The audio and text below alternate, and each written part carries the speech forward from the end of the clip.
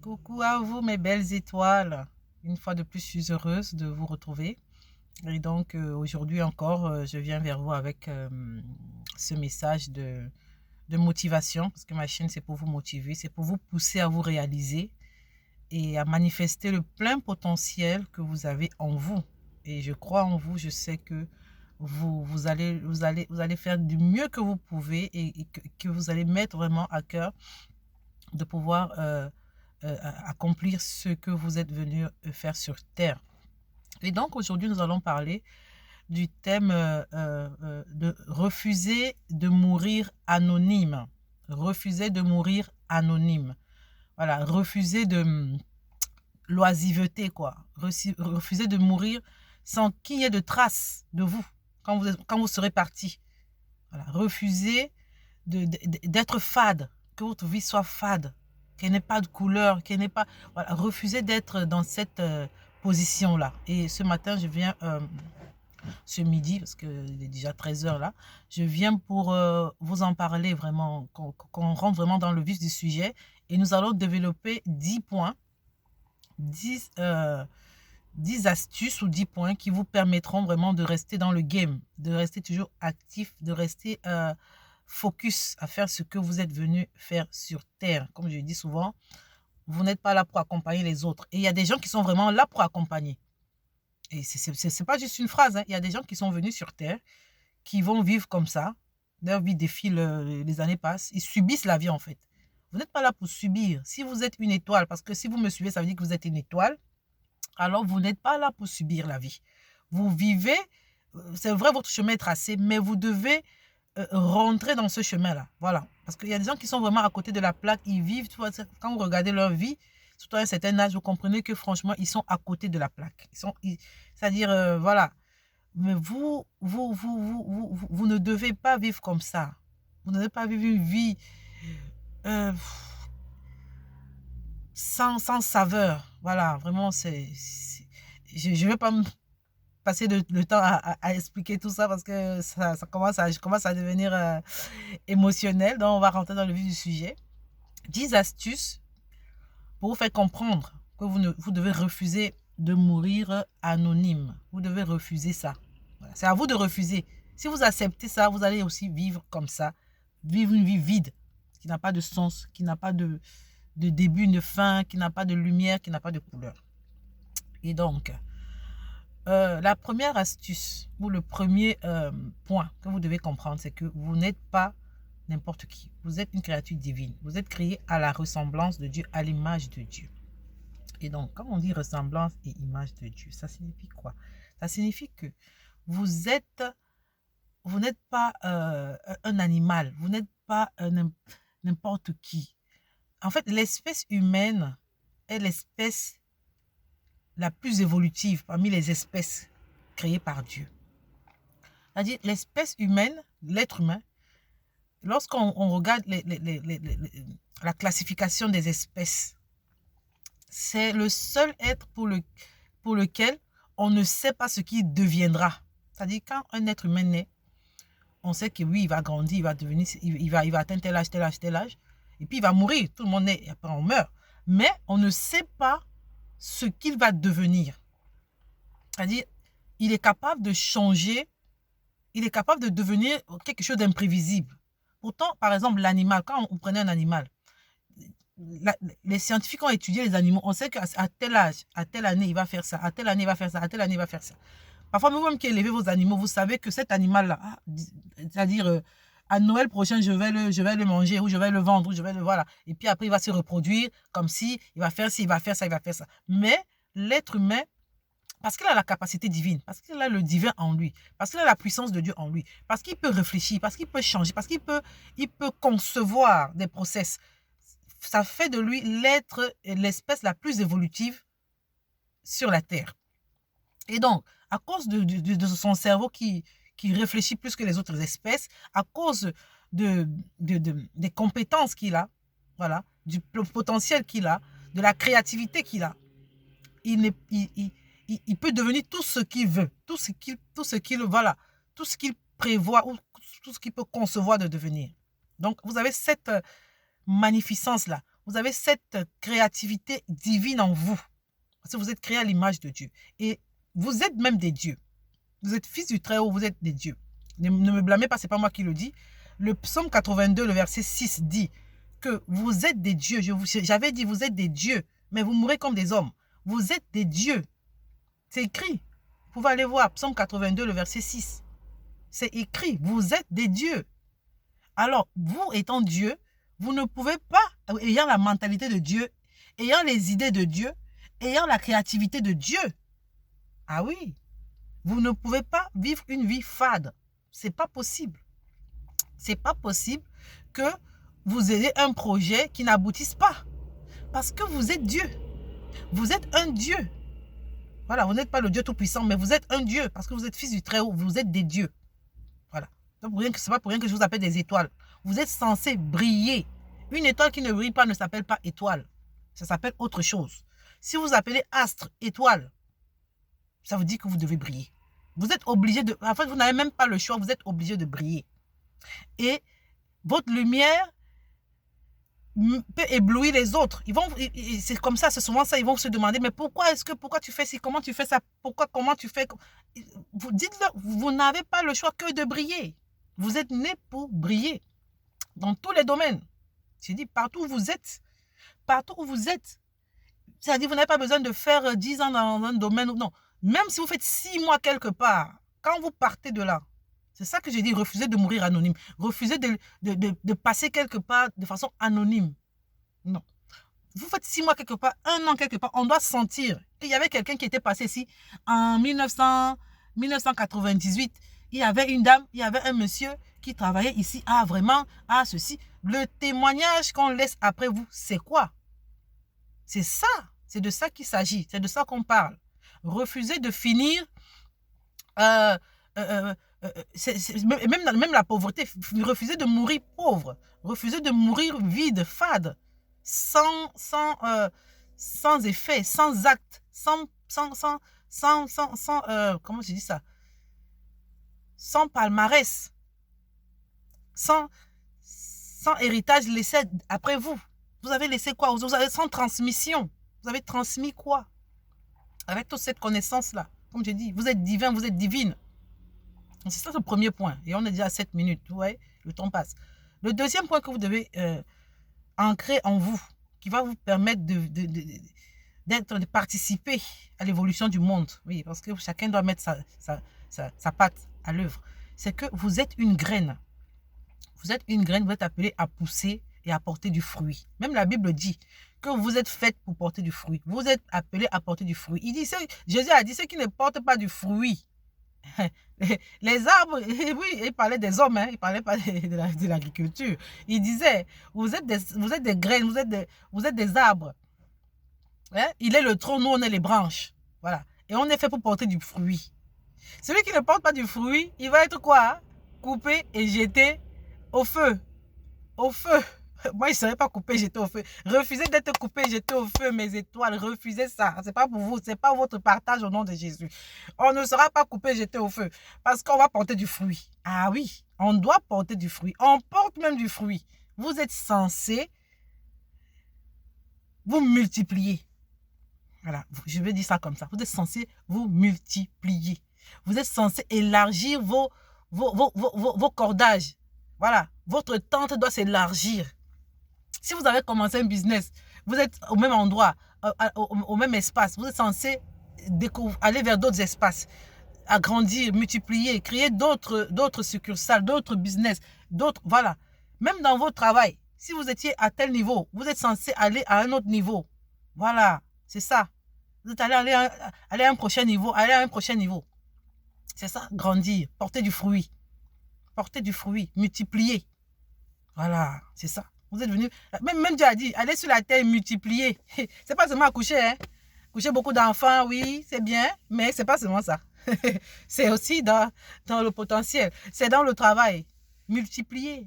Multiplier. Ne vous contentez pas du peu. Oh, moi, je suis déjà bien, je gagne ici.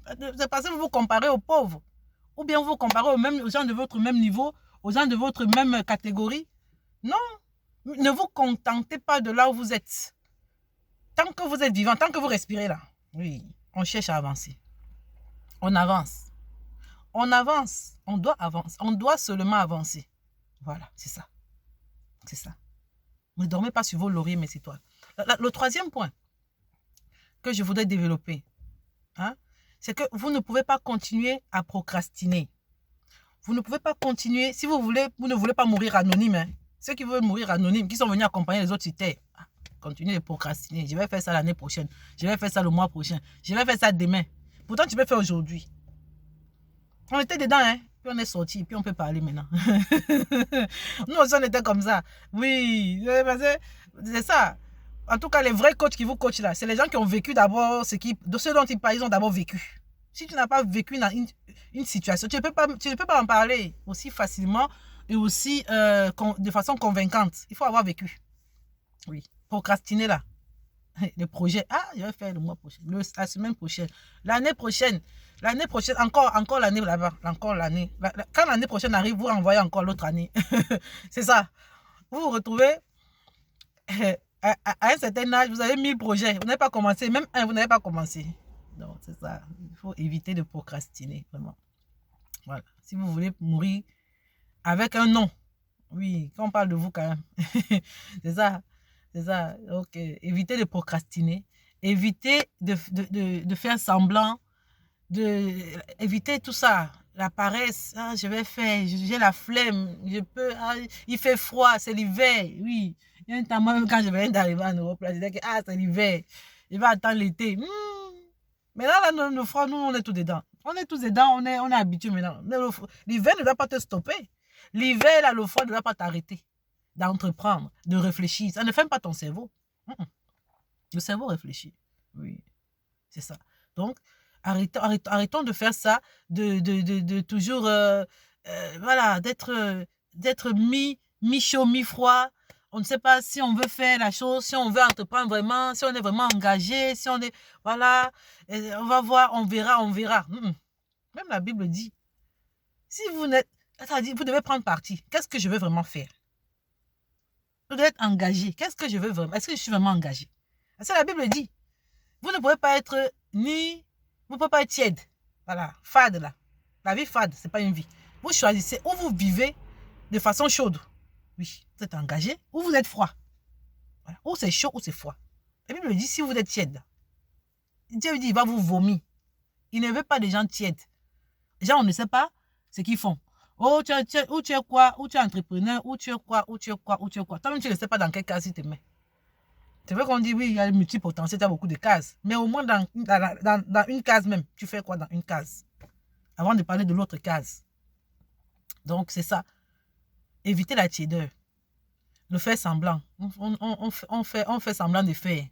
Pourtant, au fond, on sait que bon, on n'est pas en train de faire. Hein. C'est ça. Évitez de ça. Quatrièmement, visez haut. Mettez votre barre haute. Visez le sommet. Oui, c'est ça. Parce qu'il y aura les aléas de la vie. Il y aura des circonstances contradictoires qui vont venir. Voilà. Mais si vous ne visez pas haut, parce que quand au moins vous visez au moins 10, quand vous visez 10 là, si vous arrivez à attraper 10, c'est bon. Vous êtes au sommet. Mais si vous n'arrivez pas à attraper 10, je veux dire sur une échelle de 0 à 10, quoi. Visez 10. Si vous n'arrivez pas à attraper 10, au moins vous allez tomber à 8. Oui, vous n'allez pas tomber à 2 quand même. Visez quand même haut pour que même si vous n'arrivez pas, vous tombez au moins à 9 ou à 8. Voilà, vous êtes quand même dans la marge haute. Mais si vous visez 5 et que vous ratez 5, parce que je vous dis que la vie, justement, il y a les aléas. Il y a les aléas de la vie qui vont faire que parfois, ce qu'on vit, ce n'est pas ce qu'on atteint. Mais au moins, quand on a visé haut, on se retrouve quand même quelque part en haut là-bas.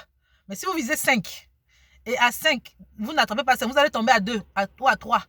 Donc, vous êtes dans la marge basse. Visez haut. Mettez votre barre haute. C'est-à-dire que foutez-vous des gens qui disent que oh, tu rêves trop grand. Vous voulez montrer quoi aux gens? Oui, on veut montrer. On va seulement montrer aux gens. Visez haut. Visez haut. Moi, je vais arriver là-bas. Je vais faire. Si on dit c'est difficile, c'est pas grave. Nous, tous, quand on grandissait, c'est ça. Hein? Moi, quand j'étais, je me rappelle en seconde, on nous disait la terminale, c'est compliqué. C'est compliqué. Nous, on a dit on va arriver en terminale, on va faire la terminale. On a fait la terminale, on n'a pas redoublé, on a passé. Partout, on dit c'est difficile là. C'est là où vous devez entrer même. Oui. Et vous allez faire la chose et vous allez réussir avec la détermination que vous avez. Donc, visez haut. Rêvez grand. Rêvez grand, comme je disais tout à l'heure. Vous êtes un être humain divin. Surtout quand vous avez Dieu avec vous. Vous êtes divin, vous avez des idées divines, la direction divine. Voilà, ça fait que vous, les choses qui paraissent grandes aux autres, pour vous, c'est même presque normal. C'est des choses quand vous arrivez, vous dites, ah, vous faites ça de façon un peu mécanique, normale, et vous passez dessus. Et les gens sont étonnés, ah, comment lui, il fait ça facilement, elle a fait ça facilement comme ça. C'est parce que vous êtes, comme je dit, vous n'êtes pas les mêmes, vous êtes divins. En fait, vous activez le côté divin en vous. Vous activez le côté créatif en vous. Vous activez le côté déterminé en vous. Et c'est ça qui vous fait traverser là où d'autres sont tombés. Ils ne font que tomber. Vous êtes passé déjà, vous êtes parti. Donc, visez grand, c'est-à-dire visez haut, rêvez grand. Mettez votre barre haute. Oui, peut-être vous ne serez pas le grand Toyota qui a créé les Toyota. Peut-être vous ne serez pas un grand comme ça. Mais au moins, vous serez quelqu'un dans votre communauté. On va citer votre nom quelque part. Oui, c'est ça. C'est ça. On ne dit pas que nous va devenir Coca-Cola ou bien Toyota. Non. Mais dans votre village, dans votre communauté, dans votre ville, dans votre pays, oui, dans votre université, on va vous connaître. On va vous connaître quelque part. On va citer votre nom. On va se rappeler de vous quelque part. Oui, même de votre vivant, hein, c'est pas seulement quand vous êtes mort. On va vous dire, on va vous appeler. Ah, reviens. On va vous appeler là. Ah, viens faire un séminaire, là, une conférence. Viens. On va se rappeler de vous quelque part à cause de vos actions. Toujours. Ils vont témoigner. Les gens vont témoigner. Ah oui. Ah oui, ça ne manque pas. Donc, visez grand. Oui. Visez comme un leader. Vous ne voyez pas. C'est pour ça que moi, la mentalité de fonctionnaire, j'ai jamais aimé. Et puis, j'ai jamais été fonctionnaire aussi. Vous êtes leader, manager, leader. Dans votre tête, ça dit, c'est vous qui créez le mouvement. C'est vous qui créez le truc. C'est vous qui gérez. C'est vous qui donnez la directive. Comment ça va évoluer. Mais pour ça, il faut être fort. Il faut viser grand. Il faut voir loin. Oui, il faut voir loin. Visionnaire, c'est ça. C'est les mêmes mots. Leadership, visionnaire, être visionnaire, être manager, être machin. C'est pour dire que vous avez le courage. Et oui, c'est ça aussi, le courage de voir loin, de viser grand. Alors, les autres disent que ah, c'est trop fort, hein, ça c'est trop. Non, c'est ça, viser grand. N'ayez pas peur de rien.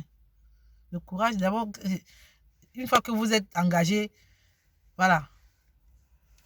Voilà, reculer, ça ne sert à rien. Une fois que vous êtes engagé, engagez-vous et partez. Et maintenez votre barre, vraiment. Et donc, qu'est-ce que je voulais dire? En 5e point, ça c'était le 4e point. Le 5e point, c'est ne regardez pas la souffrance actuelle ou le manque que vous avez. Parfois, vous voulez commencer quelque chose ou bien vous voulez engager quelque chose ou bien vous êtes déjà dans le truc, mais vous avez l'impression que ça piétine, ça n'avance pas. Ça va doucement, ça va trop lentement pour vous.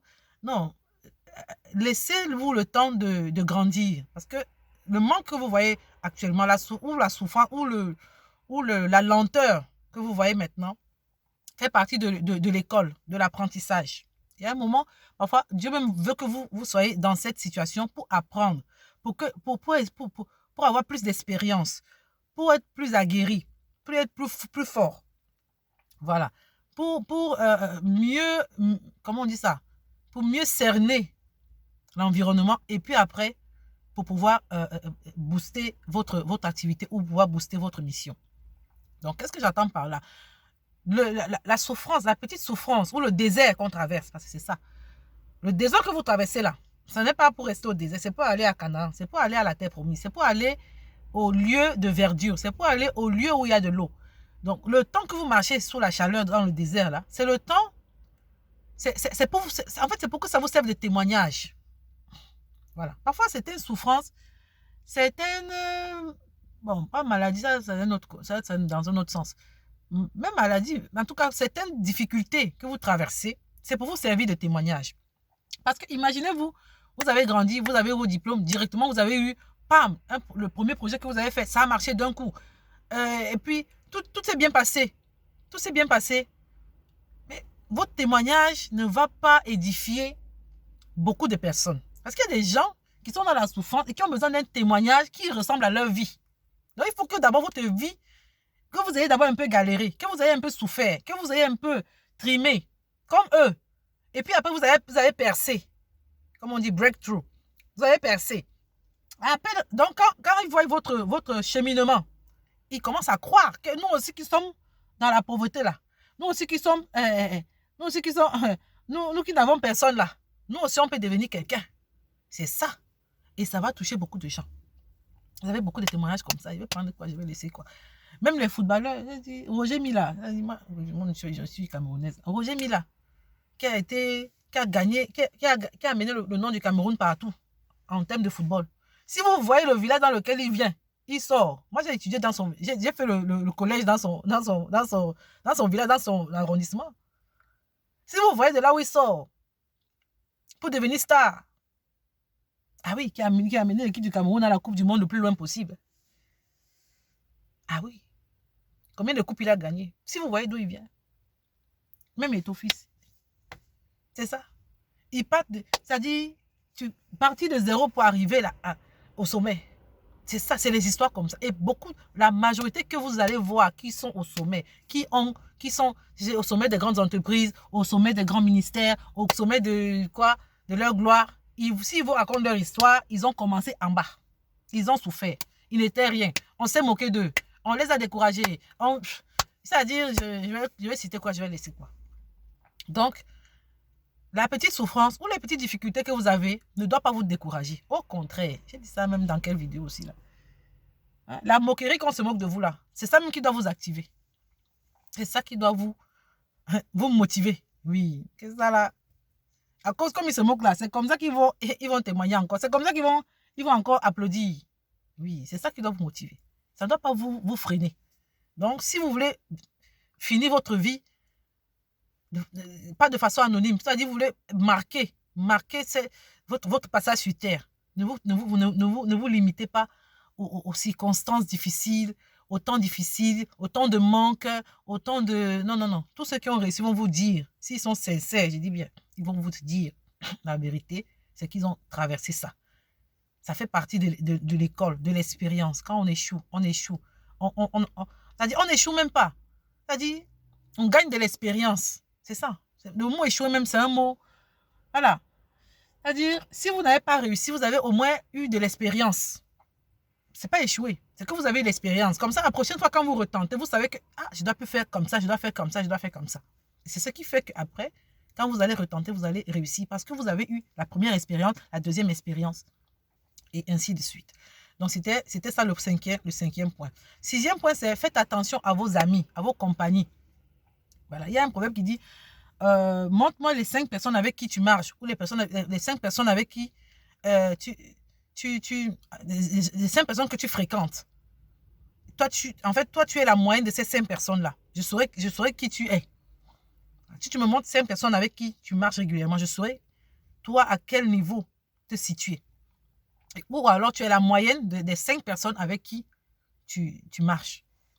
Faites attention, quand vous voulez aller loin, ne marchez pas avec des idiots, s'il vous plaît. Ne marchez pas avec des cancres. Cancres qui ne vous ajoutent rien, qui ne vous apportent rien, qui ne vous apprennent rien, qui ne vous motivent même pas. C'est-à-dire, non seulement ils ne vous apprennent rien, mais c'est eux encore qui vous découragent même. Ne marchez pas avec les gens comme ça, je vous en supplie.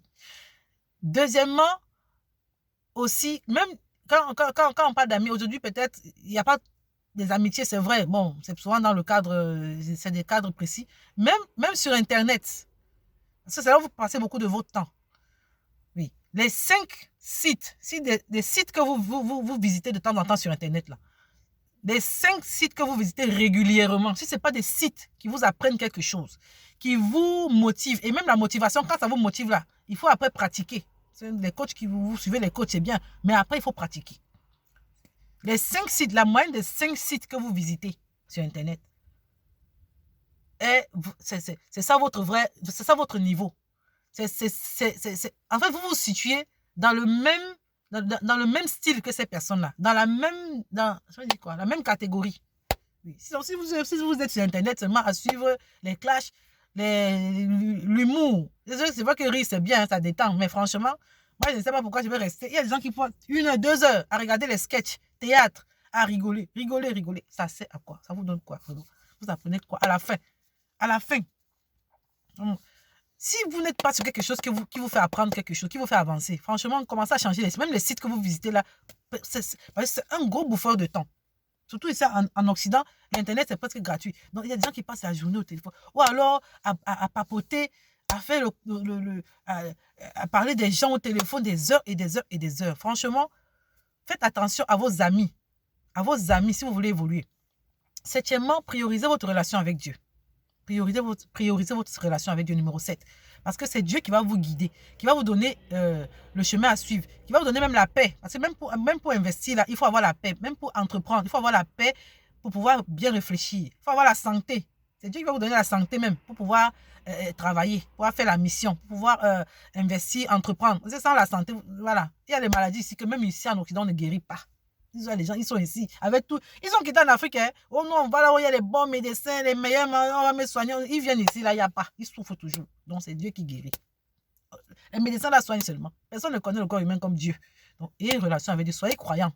Vous n'êtes pas obligé peut-être d'être dépendant de votre religion, mais soyez croyants. Et la relation avec Dieu va vous aider beaucoup, même dans les affaires. Ça va vous apprendre à respecter vos partenaires. Ça va vous apprendre à être honnête et juste. Quand vous êtes honnête et juste et respectueux, j'ai dit, les gens vont venir, les offres vont venir vers vous. Les marchés vont venir vers vous. Les gens vont vous solliciter. Ils savent que celle-là, quand elle dit, elle fait. Quand il dit, il fait. Voilà. Donc, la relation à Dieu vraiment va vous aider beaucoup. Ça va vous apporter la paix intérieure. Ça va vous apporter la faveur. La faveur. Les choses que vous ne vous attendiez pas. Les marchés que vous ne pensiez même pas gagner. Les personnes que vous ne pensiez même pas rencontrer ils vont venir vers vous. Rien n'est fait au hasard. Pour vous montrer le chemin, pour vous aider, pour vous... Voilà.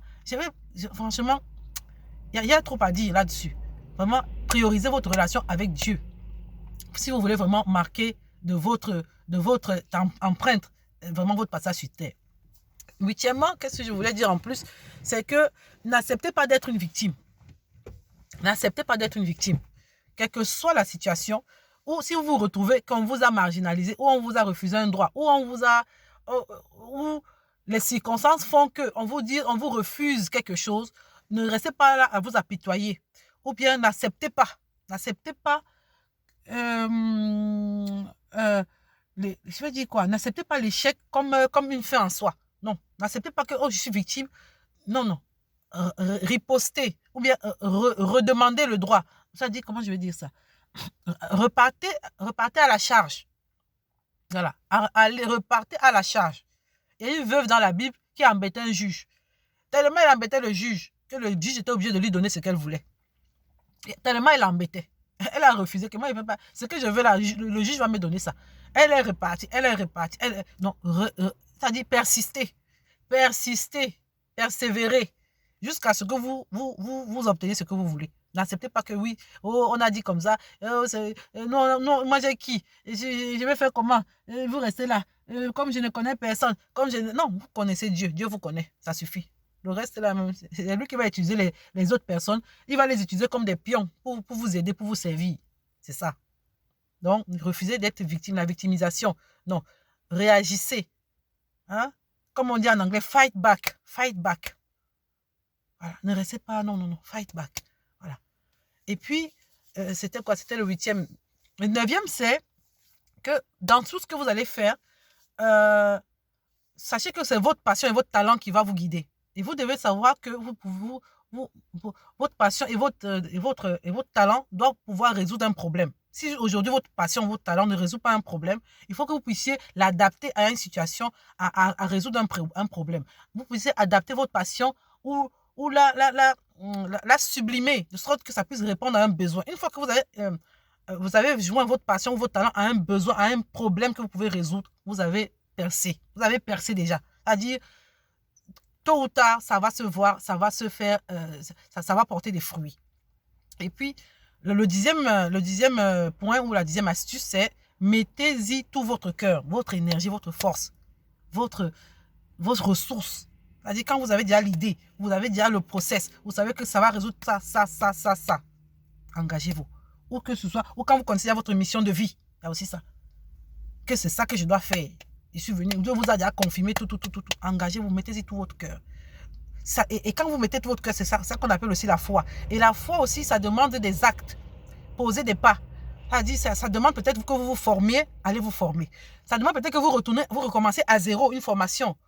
C'est pas moi, que vous repartez sur les banques pour faire ça. Comment on dit ça? Ne dites pas que non, je suis déjà vieille, je ne peux plus faire. Non, repartez et faites ce qu'il y a à faire. Ça peut vous demander peut-être tel sacrifice. Faites-le. Mettez-y tout votre cœur, toute votre énergie, toute votre force, jusqu'à ce que vous voyez le truc s'accomplir. Sinon, vous êtes toujours là. Vous êtes toujours là. La prière, le jeûne, les formations, les stages, les ceci, les cela, jusqu'à ce que votre truc marche. S'il vous plaît. Voilà. J'ai tout dit pour aujourd'hui. Je m'arrête. On se voit à la prochaine vidéo. Allez, bisous.